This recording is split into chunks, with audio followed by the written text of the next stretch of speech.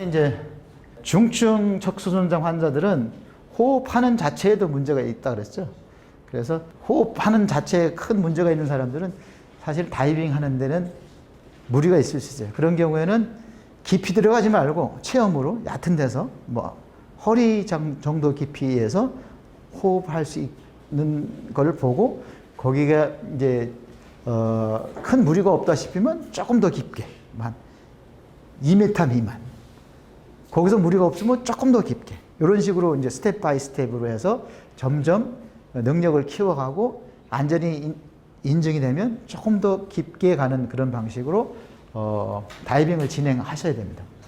그 다음에 척수 손상이 오면 만성 질환이 따를 수 있는데 거기에 이제 골다공증이라든가 통증 그런 것들이 따를 수 있습니다.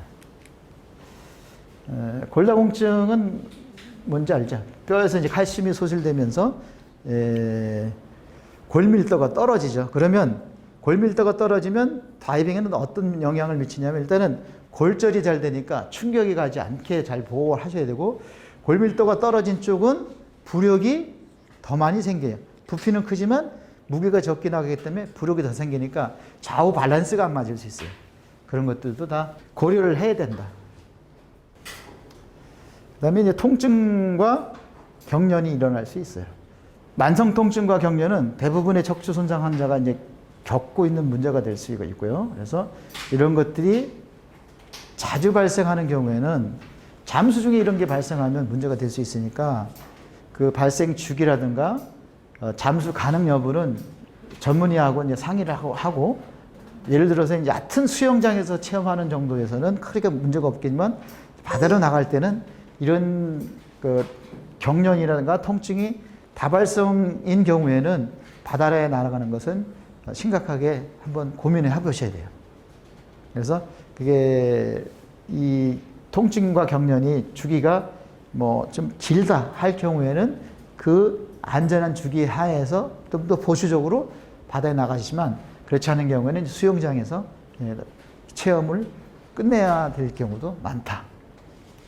그다음에 이제 이런 통증 예방을 위해서 치료제를 복용하는지 확인해서 치료약을 뭘 복용하는지 잠수에 부작용을 미치는 게 있는지 없는지도 파악을 해가지고 여러분들이 대처를 하셔야 하겠습니다.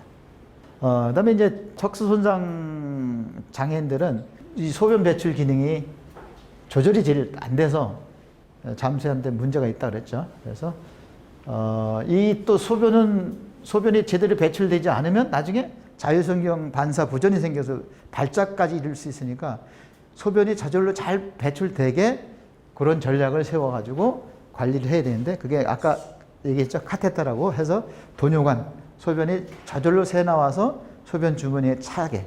근데 너무 많이 차면 또 이게 몸에 있는 게 못 빠져나가니까 또 부작용을 일으키죠. 그래서 미리 소변 주머니 미리 비우고 소변이 잠수 중에도 저절로 배출될 수 있는 그런 장치를 하고 다이빙을 시켜라 하는 게 이제.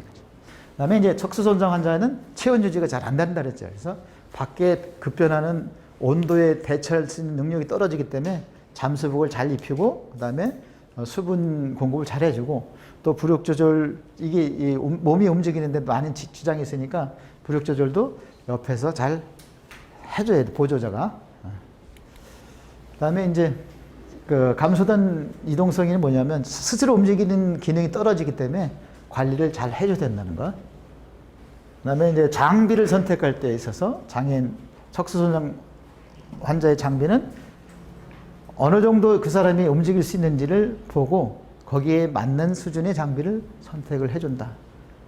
그다음에 이제 BC의 경우는 자기가 조절할 것인가 아니면 버디나 어시스턴트가 조절해 줄 것인가를 따라서 BC에 부착되는 장치들을 선정할 수 있고 호흡기 단계는 되도록 목걸이를 사용해서 호흡기가 빠져도 바로 그냥 찾아서 물릴 수 있게 해주고 컴퓨터는 손목형으로 해서 쉽게 볼 수 있게 하고 이 사람이 볼 능력이 없으면 버디가 대신 다이빙 컴퓨터를 차고 할 수 있고요.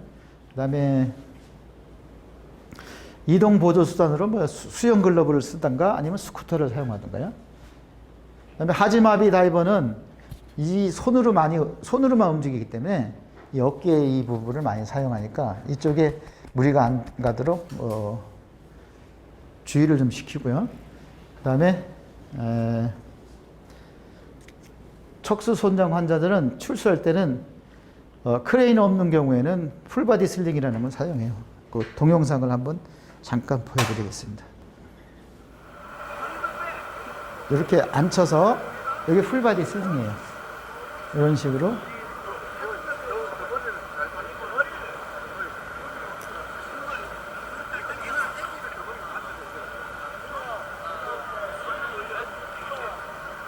그렇죠.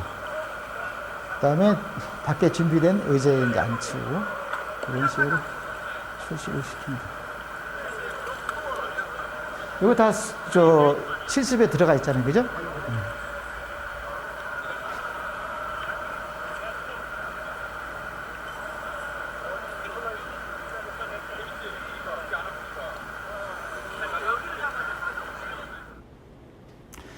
그다음에 이제 체온 유지 안 돼서 체온 유지를 위해서 적절한 잠소복과 그늘, 수분 공급해줘야 되는 거 설명했고요.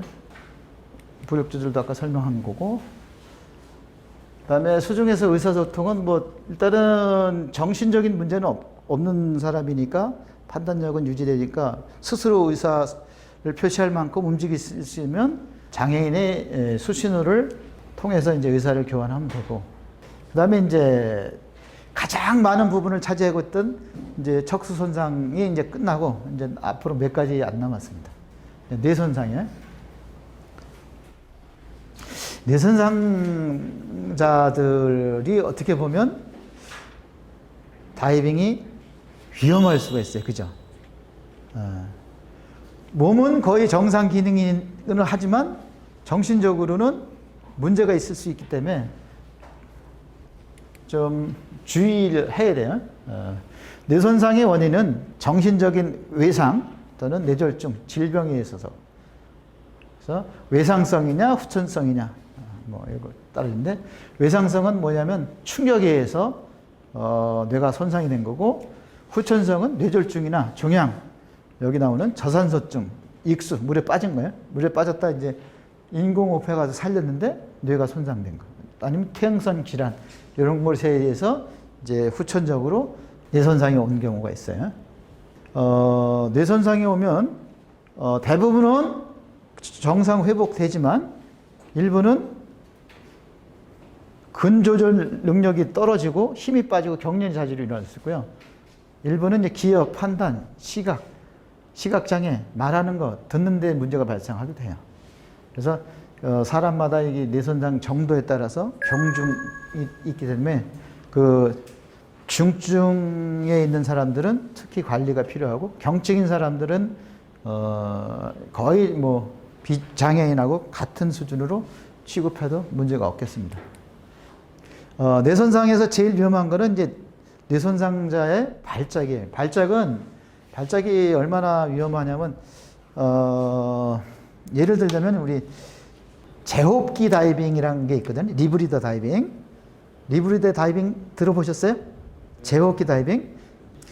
제호흡기 다이빙 중에서 제일 위험하게 치는 게 이제 산소 중독이에요. 산소 중독, 그 다음에 이산화탄소 축적. 특히 이제 산소 중독 같은 경우에 산소 중독이 발생하면 제일 무서운 증상이 발작이거든요. 발작이 일어나면 내가 몸을 가눌 수가 없어요. 그래서 막 심하게 떨어요. 떨면서 입에서 이제 호흡기가 빠져나오고 호흡기가 빠져나오면 물이 이제 기도를 통해서 이제 폐로 들어가서 이제 익사를 하게 되는 게 익사하는 원인 중에 하나가 이제 발작이거든요. 근데 발작이 상당히 잠수 중 아주 위험한 전조 증상 중에 하나니까 이 관리를 잘해야 돼요. 그래서 뇌 손상자가 발작이 일어나지 않도록 주의를 해야 된다 이거죠. 그다음에 뇌성마비. 뇌성마비 들어봤죠?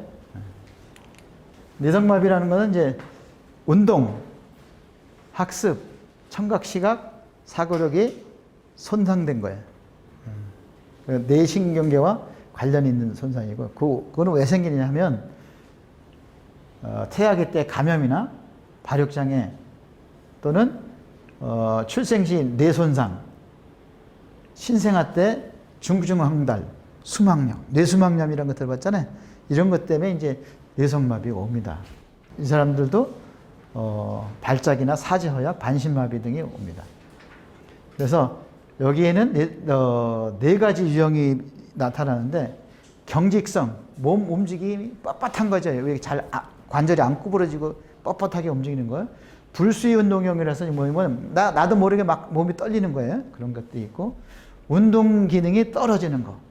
적인장성은 뭐 거의 안 나타나니까, 운동실조와 적인장성은 여기 뭐 거의 나타나지 않는 증상이라고 보고, 두 가지 대표적으로 몸이 뻣뻣하고 하나는 그냥 막 떠는 거.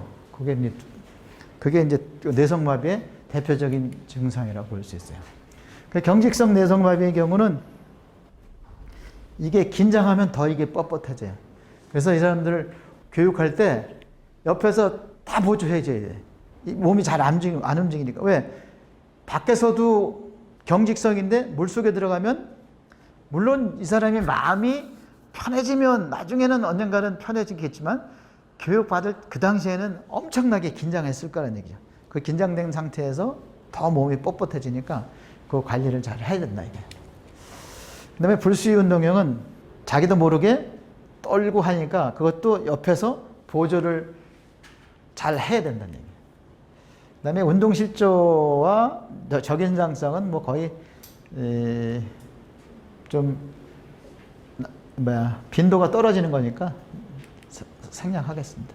그 다음에 뇌성마비 장애인들이 이제 다이빙할 때 고려할 것은 이동 시 도움이 필요해요. 그래서 육상 이동 시 그 뇌성마비 그 장애인이 상태에 따라서 다르지만 휠체어를 쓸 수도 있고 보행기를 쓸 수도 있고 먹발을 사용하기도 한다.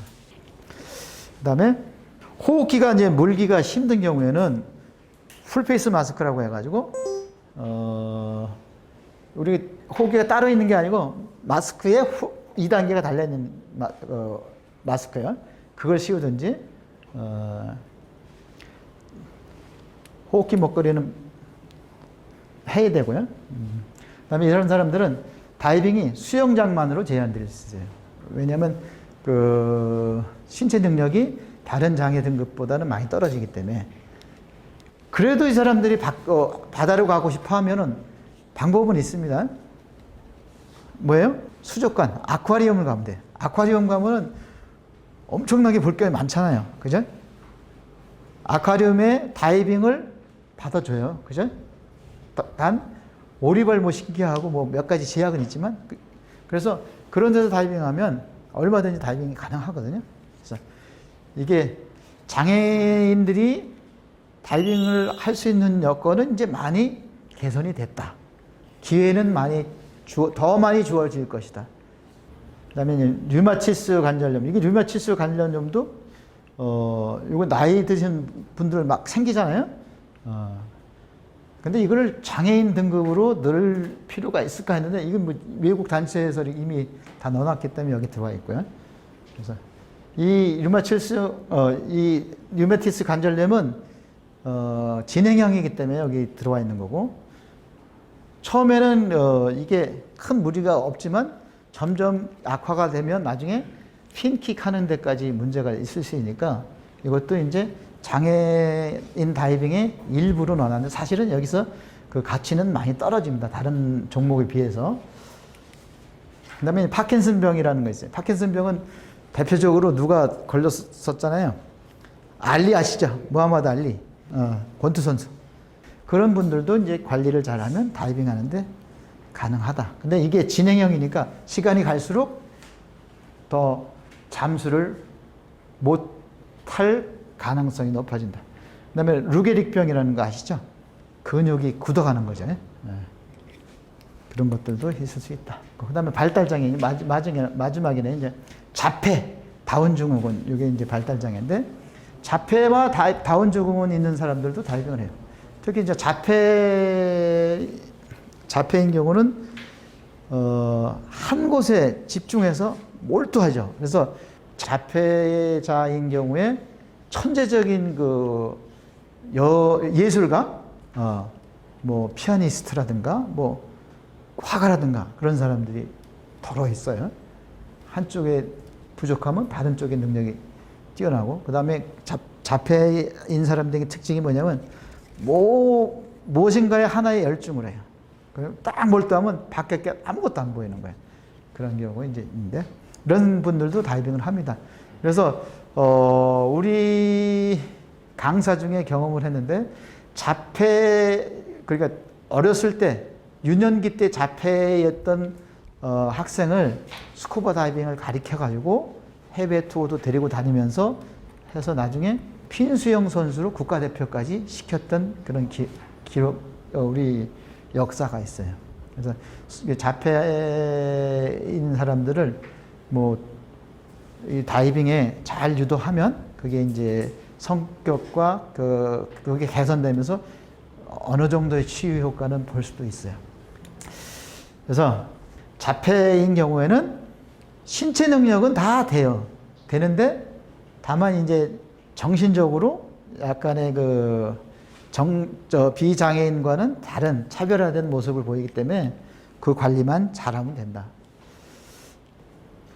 그 다음에 다운증후군은 염색체 21번의 유전적 결함으로 인해서 생기는 건데, 다운증후군 설명 안 해도 알죠? 그래서 이분들도 다이빙을 잘 할 수 있습니다.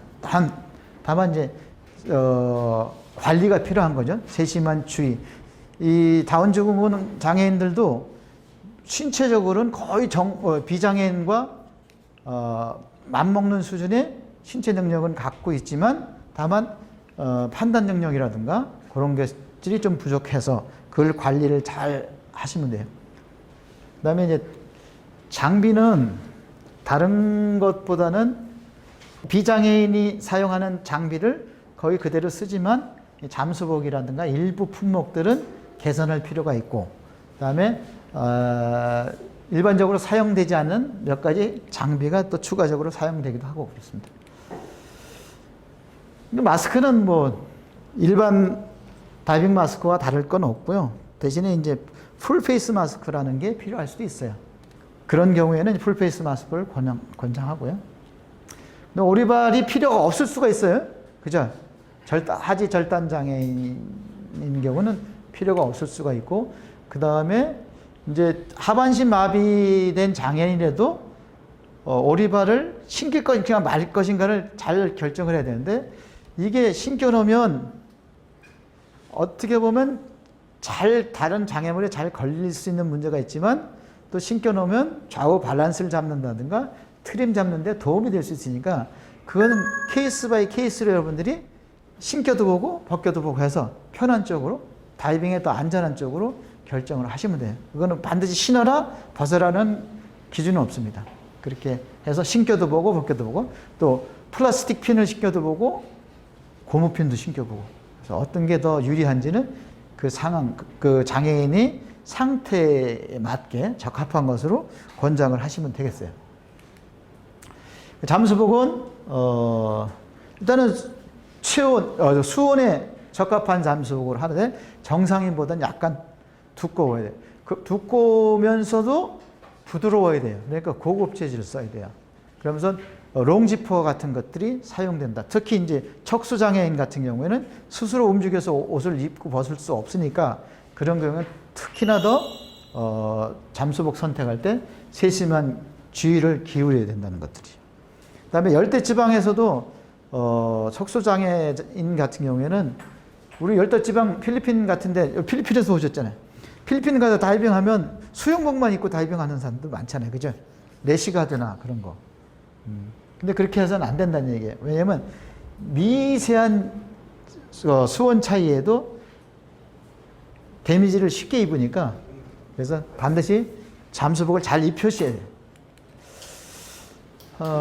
나머지 못했고요. 그 다음에 이제 드라이스투를 어떻게 입힐 것인가. 만약에 이제 척수장애인이 드라이스투를 입으면 어떤 문제가 생길 수 있냐면, 압착이 와요. 압착이 오는데 통증을 못 느끼는 거야. 우리는 통증이 오기 전에 약간 오면 넣잖아요. 그죠? 공기를 넣는데, 그래서 압착을 해줘야 하는데, 이쪽에 감각이 없는 사람들은 여기가 이렇게 압착이 와서 이게 찝히고 피멍이 들어도 모르니까 주의해야 돼, 이거. 그런 사람들은 드라이스트를 입힐 것인가 안 입힐 것인가를 일단 판단을 잘 하셔야 돼. 그 다음에 호흡기 세트. 특히 이제, 호흡기는 사실 인간에게 가장 좋은 호흡기는 뭐예요? 내 입이야, 입. 입과 코야. 안 묻는 게 제일 좋아. 그죠? 육상에서 누가 호흡기 레귤레이터 물고 다니는 사람 없잖아요. 근데 수중에서는 어쩔 수 없이 물어야 되는 거 아니야. 그죠? 이걸 물면은 좋은 거는 뭐냐? 공기가 계속 공급된다는 게 좋은데, 단점은 뭐야? 안 물었을 때만큼 호흡이 부드럽지 않다는 거야. 이 세상에서 가장 비싸고 좋은 호흡기도 육상에서 안 문 것만 못하는 거예요. 그래서 그렇다면 호흡기 중에는 어떤 걸 선택해야 되느냐면, 장애를 갖고 있는 사람들은 스트레스와 인체의 대처 능력이 떨어지기 때문에 호흡기는 저항이 아주 적은 걸 선택을 해야 돼요. 그게 이제 제일 중요한 문제 중에 하나고, 또 이제 장시간 물 수 있게 마우스피스는 성형 마우스피스. 그다음에 이 대부분 다 2단계 목걸이를 해서 호흡기가 멀리 도망가지 않게 이렇게 해준다. 그다음 다이프 컴퓨터도 아까 설명했죠. 주로 손목형을 쓰고, 요즘은 잘 나와요. 칼라로 나오고 LED로 나오죠. 그런 것들 선택한다는 거죠. 부력 조절기는 뭐 여러 가지가 있는데, 일단은 입고 벗기기 편한 거로 해야 돼. 특히 척수 손상자는 입히고 벗기는 게 편해야 돼. 그러려면 뭐야? 쫓기식은 안 돼. 쫓기식은 아니고 ADB 타입이나 ADB 타입을 쓰는데, ADB 타입이 좋은 건 뭐냐면 입고 벗기기 좋아요. 그러나 이제 문제는 가만히 놔두면 사람이 이렇게 사선을 쓰죠. 근데 장애인 다이버들은 수평보다는 약간 이렇게 쓰는 게 편해요. 그래서 대부분 ADB 타입을 쓰고, 또 이제 백마운트형을 간혹 쓰기도 하는데, 백마운트형을 쓰면 크루치 스트랩이 있어요. 가랑이 끈.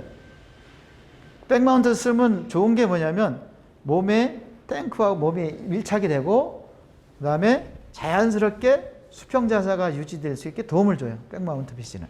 그러나 문제점은 뭐냐면 수면에서 몸을 못 가라는데 백마운트 PC를 밀고 있으면 앞으로 고프라져요. 자연스럽게 고프라져 가지고 호흡기가 빠져나가는 상태에서 못 찾으면 익사할 수 있어요. 그런 문제점하고, 두 번째는 크루치 스트랩을 너무 이렇게 조여놓으면 여기에서 이 방광을 자극해서 자율신경 반사 부전을 일으킬 수 있어요. 요걸 조심하셔야 돼요. 그래서 BC는 상태에 따라 다르지만 되도록이면 이제 ADB 타입을 쓰고, 대신에 이제 스쿠터를 탈 때는 ADB 타입보다는 이 버클식보다는 스쿠터를 탈 때는 뭐가 있어야 되냐면 이 크루치 스트랩이 있어야 되거든요. 여기 디링을 걸어야 하기 때문에 그 스쿠터 견인고리를 여기다 걸어야 돼. 그래야 내가 팔에 힘을 안 주고도 이렇게 자유롭게 조절을 할 수 있거든요. 그럴 때는 이제 백마운트 피스를 어쩔 수 없이 써야 돼요. 스쿠터 탈 때는. 그 다음에 웨이트 고정 장치도 이 장애를 갖고 있는 분들은 골밀도가 떨어지고, 또 어느 사지는 있기도 하고 없기도 하고, 이제 그래서 좌우 밸런스나 트림이 이 비장애인과는 좀 다르니까 거기에 고려해서 웨이트의 위치와 양을 결정해서 사용한다. 그리고 여기 교본에 보면 가끔씩 DD라고 나오는 게 있어요. DD는 뭐냐면 아까도 여기 잠깐 전 시간에 썼죠. Disabled Diver라는 얘기예요. 장애인 다이버, DD라는 얘기가 계속 나오는 건 장애인 다이버라는 얘기니까 이렇게 이해하시면 되겠습니다. 그다음에 교육 실제는 여러분들이 이제 여기 우리 그 전문 강사님들하고 내일 물에서 이제 실제로 이제 경험을 해보면서 하나씩 체험하고 배워가시고요. 요거 수신호는 뭐 이거 공용 수신호죠, 이거? 오케이. 그 다음에 이제 이렇게 하면 잘못됐다. 경광등은 이렇게 하지만 우리는 이렇게 한다는 거예요. 이렇게 잘못됐다. 잘못된 곳을 가리키면서 이렇게 올라가자, 내려가자, 그죠? 멈춰라, 이것 저것. 자, 시각 장애인의 경우 이제 손을 잡고 항상 손을 잡고 있어야 되죠. 손을 잡고 오케이, 오케이. 자, 그다음에 이제 손을 틀었네, 그죠? 좌우로 흔들어요. 자, 그다음에 하강. 손바닥에 대지는 거예요. 상승. 자, 여기까지 하고 실제로 여기 맹인이 수시로 하는 거 이거 연습하는 거 이게 잠깐 보고 마치도록 하겠습니다. 이게 이제 요거는 오리발 차라는 거예요.